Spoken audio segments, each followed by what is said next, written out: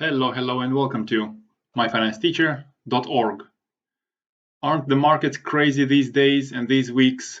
Over the weekend, crude oil price dropped from 41.6 where it closed on Friday to the opening price of 32.4.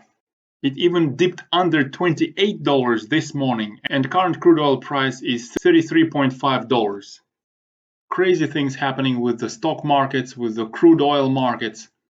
A lot of unexpected events happening with the emergency 50 basis point Fed rate hike a few days, and now another event that you couldn't have expected is an oil price war between Saudi Arabia and Russia. That's happening right now today on the 9th of March. As I said, bringing the price of oil down nearly 20% in one day. How crazy is that, given that I entered some USO positions when the crude oil was retesting the support zone at about $42 per barrel. However, as I wrote in my community post on YouTube, I left plenty of cash to average down on the oil price in case if the decline in crude oil price continued. Of course, I didn't expect gold dropping down this much.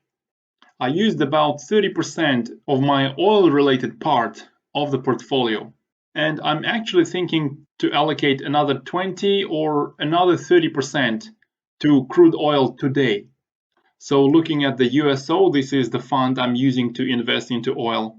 My previous buying price was about 8.9, and if I add another 30% to my position, that will average my price to just about $8 per share on USO. It's hard to say if the fighting between Russia and Saudi Arabia will bring crude oil and USO prices even lower, but I think I would like to allocate 50 or 60% of my crude oil related assets at the current prices.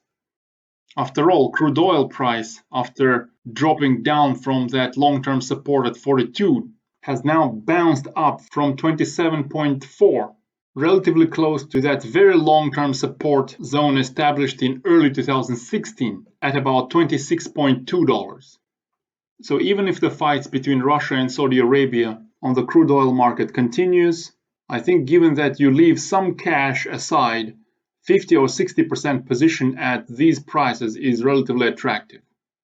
Next, moving on to the stock market, a crazy drop on the stock market as well.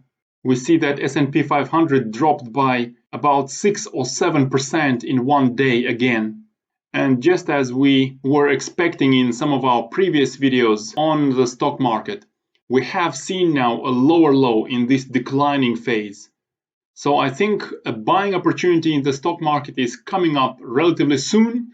However, it's hard to say at the moment if S&P 500 will continue to decline. So I'm trying to get ready with my part of the portfolio that is set aside for the general stock market, but I'm not buying S&P 500 at the moment yet. When it's time, I will probably use QQQ, triple Qs, to enter a long position on S&P 500. So that's my update on Crazy Monday. Let me know if you think we're going to have a crazy Tuesday as well. I wish you personally and your bank account to stay healthy in this crazy time. And good luck in your trades.